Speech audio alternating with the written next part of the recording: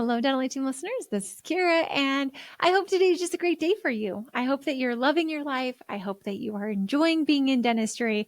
And if you're having a bad day, well, let's chalk it up. Hopefully, you only have like 10% of your days that are bad and 90% of your days that are good.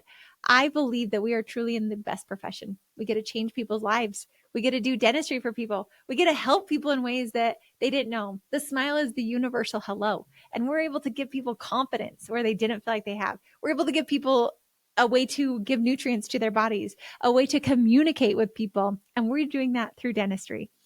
So I'm just excited for you and I love it. And I hope that you do too. And remember, Dental Team's mission is to positively impact the world in the greatest way possible. And we do that through expert consulting for dentists and teams.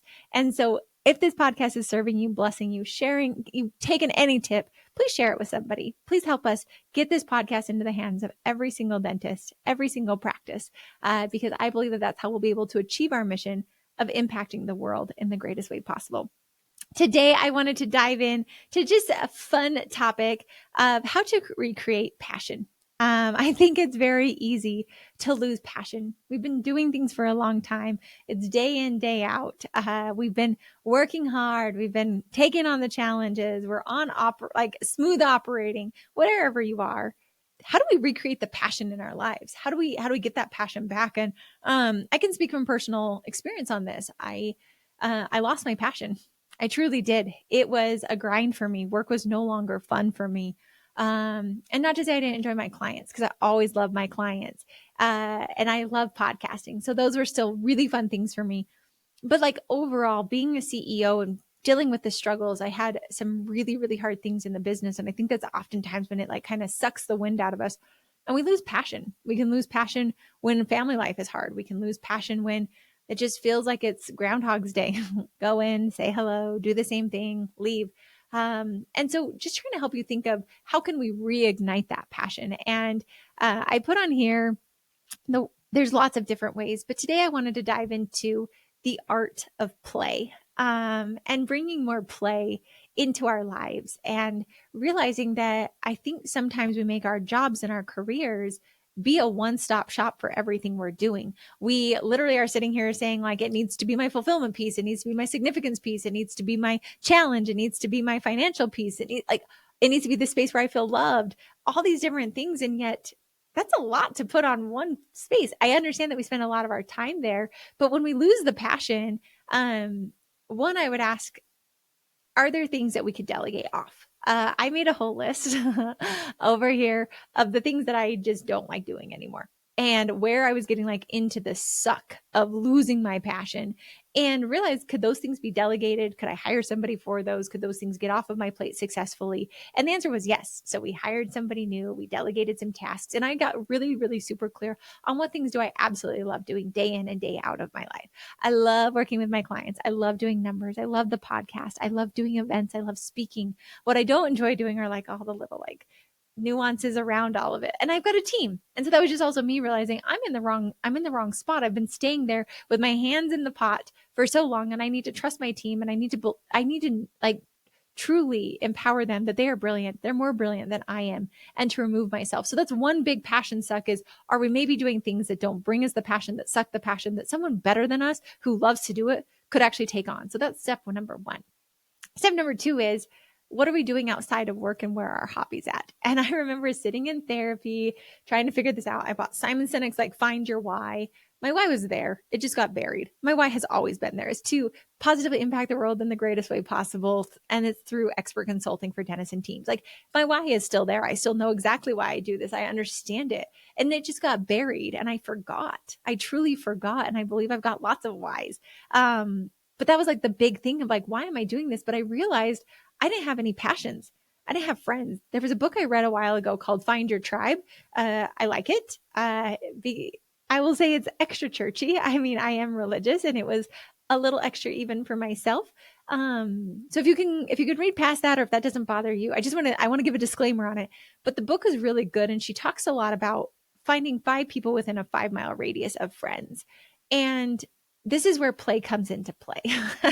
I did not mean that play on words. So this is where play comes into play and not a play on words. There you go.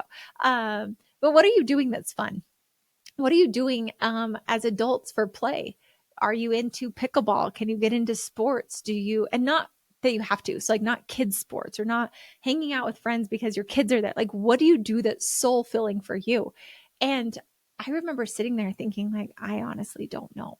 It's almost like I lost myself and I needed to date myself again. You know how couples, they fall out of love because they forget to date each other? Like what they were doing when they were dating, they've stopped doing. And in doing so, they actually fell out of love with each other accidentally. And so have we also like fallen out of passion with ourselves because we forgot what even makes us human?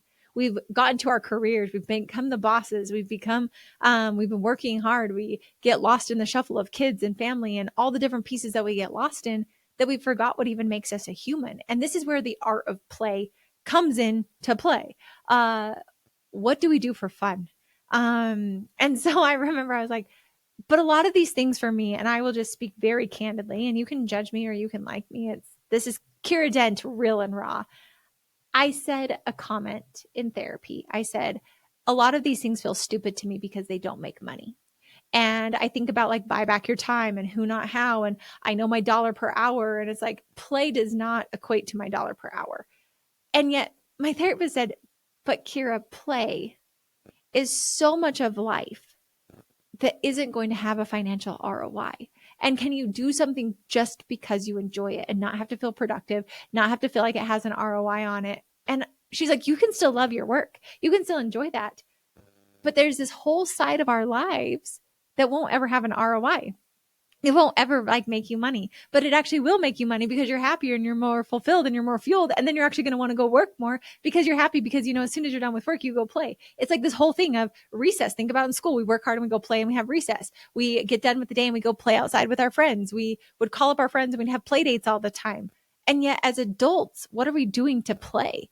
And it doesn't mean that we're just sitting in front of a TV and vegging and numbing our minds. It doesn't mean that we're drinking and numbing our minds. It means, what are we doing to fuel our souls? What are we doing that makes us excited? And so we started listing off ideas. And she was like, okay, Kiera. And I'm like, you want me to go book club with people? I was like, this is stupid. I said, you want me to go craft with people? This feels so dumb to me. I'm like, you want me to go join a sports team? This also feels so dumb to me because it feels like, no, I need to be at work. Like my dollar per hour is this. And I know I can produce that. And yet the play is where passion is. And so she said, Kiera, feel uncomfortable and do it anyway. And I want that to be your motto. Feel uncomfortable, do it anyway. So that means I feel uncomfortable at a book club, do it anyway. I feel uncomfortable going to calling friends, getting my 5 friends within 5 miles and saying, hey, let's meet up for lunch. Or, hey, let me have you over and have a party. I feel uncomfortable dressing up for a Halloween party and going to it. I feel uncomfortable carving pumpkins with people. And I sit there and the business still checks. But when we get into play, we actually forget. I feel really ridiculous going and painting ceramics with my dad. I took my dad, I said, my dad and I call it Fun Fridays. And my dad comes up, he lives about 2 hours away, and we went and we painted ceramics together. And my dad said, Kiera, why do you like to do this? And I said, Dad, I like to just have mindless chit chat where I'm just sitting here talking with you and where painting gives us an activity to do together. And so I feel ridiculous doing it, but do it anyway, going hiking. And then once I started doing a lot of these items of play, I started to realize one, your mind gets distracted and then great ideas come for work. So it felt like a double win. 2, there's more to who I am than just work. I now know I enjoy crafting, going and doing those paint things with my dad. I love hiking and I really enjoy being outdoors. I fell in love with boating this summer. I got really, really, really good at wake surfing. I mean, you guys, I'm not a pro. I'll get better next year, but I nailed a 360 and it was so fun for me. And we call it Wake Weenie Wednesday. And we have a bunch of friends come join us and we do a weenie roast on the back of the boat after we're done surfing for an entire night. And I realized that was where play came back in for me. That's where my passion came back in because I love to be out on the lake. I love to be outdoors. I started reading a ton of books with my sisters. I would do just dumb things. I would go meet friends and just go to Costco and go shopping with them and their kids. But having something more than work can infuse passion back into your life. You can feel dead and numb and just apathetic to the world. And the way we can infuse that passion is, like I said, figure out what's causing that and let's get rid of it. And then let's give our minds a space where they can actually go and have fun. Let's go play. Let's go hit it hard. Jason and I have an alarm where it goes off at 6:10 every single night. And we don't talk about work anymore. We talk about other things. And we don't just veg out in front of the TV, but we do fun things. We invite friends over. We go see people. And we always have an excuse not to do it. But why don't we make reasons why we want to do it? And there's a balance. Sometimes fun and play is taking a nap. Sometimes fun and play is sitting on the couch and doing absolutely nothing. Sometimes fun and play is writing in your journal. Sometimes fun and play is being active and athletic. Sometimes fun and play is gardening.